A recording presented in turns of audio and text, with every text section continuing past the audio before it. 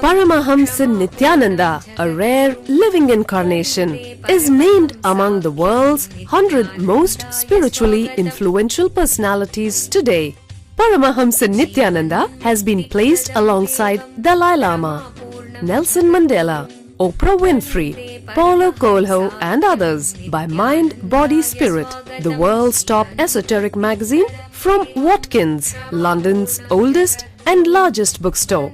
A yogi by birth, he has been expressing his power of enlightenment since birth. He has authored more than 500 books in Tamil and English. Translations of these books are available in 26 languages in Telugu, Kannada, Malayalam, Hindi, Sanskrit, Gujarati, Oriya, Bengali, Marathi, French, Malay, Polish, Portuguese, Italian, German, Danish, Spanish, Russian and Chinese. He is also an exemplary speaker with over 10,000 hours of profound life solutions through his discourses. Social services such as Annadan, free medical care, free educational services with ashrams, schools, temples, hospitals established in more than 140 places around the world, offering exceptional services. A powerful spiritual healer who has healed millions of people of diseases from migraine to cancer. A Kriya Yogi who has formulated Kriyas for physical health and mental well-being, benefiting thousands. A living master who offers practical solutions for our everyday problems. He is the founder and spiritual head of Nithyananda Dhyanapeetham, a spiritual powerhouse who has revived the sacred Vedic tradition by establishing Vedic temples in places like Los Angeles, San Jose, Seattle, Toronto, Ohio, Oklahoma, Phoenix, St. Louis, Malaysia, Brazil, Paris, Guadeloupe, Dallas, New York, New Jersey, Atlanta, Calgary, Vancouver, Singapore, and places in India like Bengaluru, Hyderabad, Tiruvannamalai. A spiritual guru for 10 million followers, an incarnation who transmits the highest spiritual energy through initiation, a contemporary yogi who has revived the Vedic science of yoga worldwide through thousands of yoga centers, an adept in Ashtamahasiddhis, mystical yogic powers, who has effortlessly awakened the Kundalini of thousands and graced them with spiritual powers, a dynamic young guru who is an inspiration for thousands of youngsters. India's most watched spiritual guru online, a beacon of spiritual light who has triumphed over the forces of religious terrorism and political persecution. Paramahamsa Nithyananda is an eternal Kalpataru, blessing the world with the boons of material abundance and spiritual enlightenment. Anandanubhavaswadam sarvaroganivarakam Vande Papa Vinashaktam Nithyanandaya Swagatam Nityamuktam Nirvikalpam Dhyana Pradipakam Vande Shantamayam Bandham Nithyanandaya Swagatam Ananda Gandha Sancharam Sarvopadhi Vinirmuktam Vande Jnanalayam Natham Nithyanandaya Swagatam.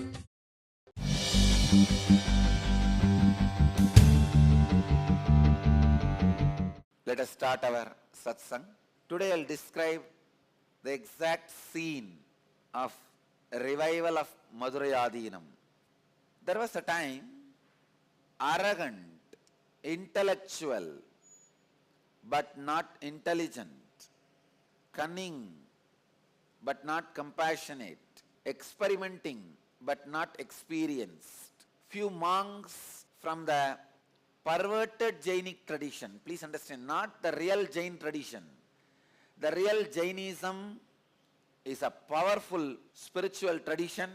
In course of time, the perverted, diverted Jaina tradition, few so-called priests and monks have evolved who have started only using the wealth and the tradition to fulfill their own ends, who are not honest, authentic or sincere, integrated. whenever a living master leaves the body, the inevitable corruption, perversion which happens in the tradition has happened to the Jainism also at that time. So few Jain monks, very influential but not impressive, powerful but not energetic. Understand? Power means the capacity which comes to you after something from outside is added. Energy means the capacity which comes to you without anything from outside. Powerful but not energetic. Having the status of a leader but not the state of the leadership. Those few fellows were ruling the country and misguiding the king. Poor king, unfortunately, because no other option, he was also obeying them, listening. And these few perverted priests and preachers slowly started grabbing the whole country. The very growth of the country started getting disturbed and destroyed, detracted by these few Jain monks. Queen of the king, wife of the king, Mangayar Karasya, a great lady, woman of a stature of a stature of a sage, still worshipped in all Hindu temples of South India as one of the enlightened saints of Saiva tradition. I can imagine how she would have looked, how she would have been lived, how she would have been living, thinking. A saintly person, highly evolved, devotee of Shiva, Mahadeva. She started getting worried, started having a deep concern for the country and citizens. Please understand, those days, rulers were very concerned about the conscious evolution of the citizens also. Not just food, clothes, education and infrastructure of the country. No, consciousness of the country was also very important for them. What you believe is more important than what you eat or what you drive and where you live.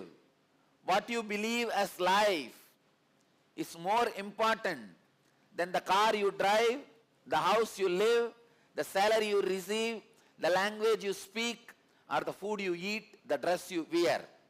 What you believe as life is too precious to be lost with some fools. So Mangayar Karasya was highly worried. She slowly started feeling suffocated to be in the palace and unable to do anything for the conscious growth of the citizens.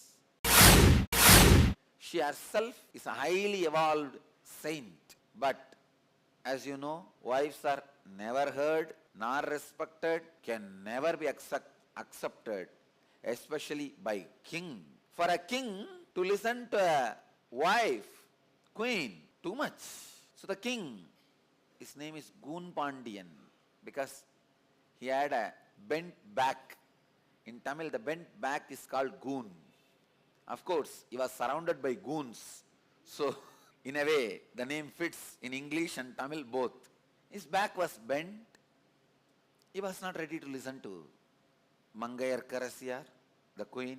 She tried her best to convince Goon Pandian the complete conscious growth can happen only if emotion also evolves. Please understand, the key difference between the Jainism practiced at that time and the Shaivism is the sacred sentiments for emotional evolvement. Please understand, Jainism had literally everything Shaivism had, Vedic tradition had. They had yoga, they had tapas, they had meditation, they had everything for the growth of the body, yoga, for the growth of the mind, meditation, for the growth of the consciousness, enlightenment. All concepts were available even in those days in Jainism. But for the growth of consciousness, the sacred sentiments, the ability to feel connected, the ability to melt, the ability to merge with the divine, the ability to radiate humbleness. Unfortunately, that was missing. The ability to feeling connected. When that misses, even the meditation and the extraordinary powers and experiences you receive only makes you more egoistic. It only makes you more egocentric, more arrogant, more abusive. क्या आप स्वयं एक अवतार पुरुष से अपने जीवन में दिव्य मार्गदर्शन चाहते हैं? प्रस्तुत करते हैं अवतार पुरुष से वार्ता। Nithyananda here. परमहंस नित्यानंदा संसार को एक और अतुल्य और अनोखी भेंट दे रहे हैं।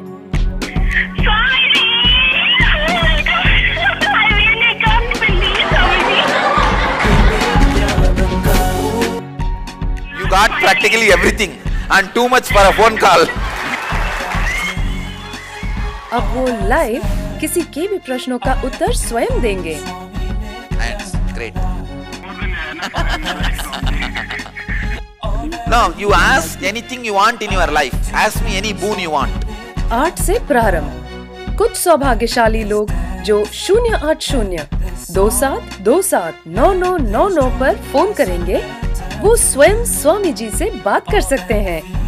लाइव देखें NTV पर ntv.nithyananda.org। But Mangayar Karasya, the great queen of the Pandya kingdom, is unable to handle this whole situation. She was completely disturbed, perturbed, shaken, shivering. She slowly asked the king, "O Lord, you are suffering with this hunchback." Am I right? Hunchback. Huh? Hunchback. This bent back for such a long time. Can I invite a young healer from Tanjore district, from Chola kingdom, who is well known for his healing powers? The king's eyes have slowly opened wide. He said, "Is it so?" He was thinking, contemplating. But the moment Mangayar Karasya said, "He is from Shaiva tradition," No, I don't want to meet anybody from Shaiva tradition. Leave it. King said no. Mangayar Karasya could not say anything. She just left it. But again, after a few days, she asked the king, "O Lord, why don't you at least ask these Jain monks who are constantly putting all different ideas into your head, who are bending your brain also, to straighten your back?" King said, "All right, I'll ask them." He called those few monks. They came and they tried as usual. Some chanting this, that. Nothing worked. And they only were giving empty words. No, life is impermanent. Your body itself is impermanent. Why do you want to straighten it? Whether it is straight or bent, anyhow it is going to be burnt. Understand? If all these words are uttered to raise the king towards enlightenment, it is perfectly all right. Nothing wrong. But if all these words are uttered to cover up their inability, then something is wrong. The other day, I was brought a report by one sad guru who was giving a discourse and saying, all this materialization, giving boons, healing, and all is not enlightenment, not spirituality. Come on. If you are able to do and does not want to do, great. Prove at least once. But don't use all this philosophy, bulbul, to cover up your inability. These monks also, these preachers, they were trying to do the same thing. They try to use the philosophy to cover up their inability. Don't use philosophy to cover up your inability. Use philosophy to create more and more ability.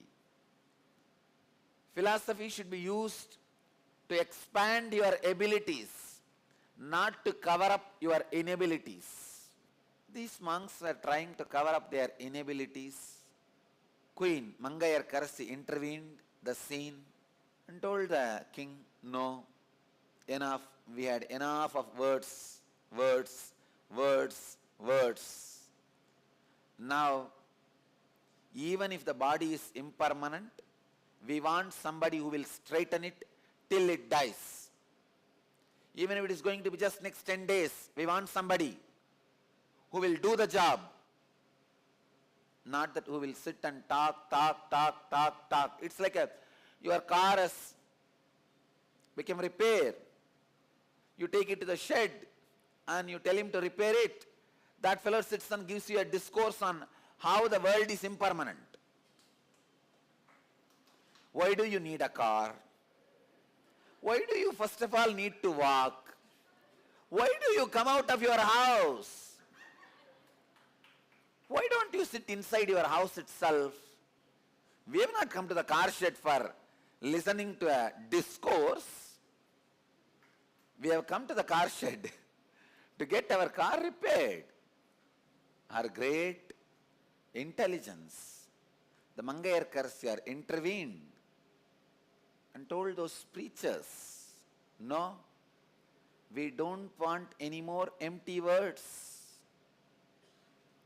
We don't want to listen to any more the empty discourses. No. We want result. Finally, the queen was able to convince the Gunpandian, the king, to invite Thiruñana Sambandar, the great saint, the young healer from Chola kingdom. Finally, the Gunpandian thought, all right, anyhow, why not give a try? She talks so much about him. Gunpandian also knows all the husbands, even though they don't listen to their wives, they know their wives are more intelligent than them. Inside their heart, they know. We may not listen to her because of our ego and ideas, but she is intelligent. They know. So finally he thought, all right, why not give a try?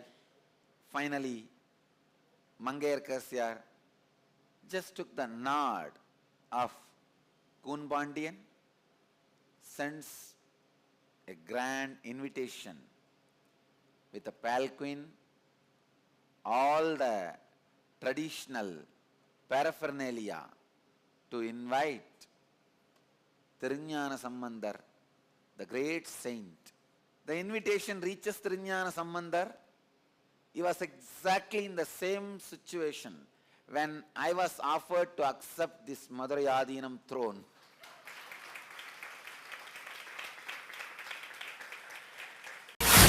Let you all achieve, experience, live, express, radiate, share and explode in eternal bliss.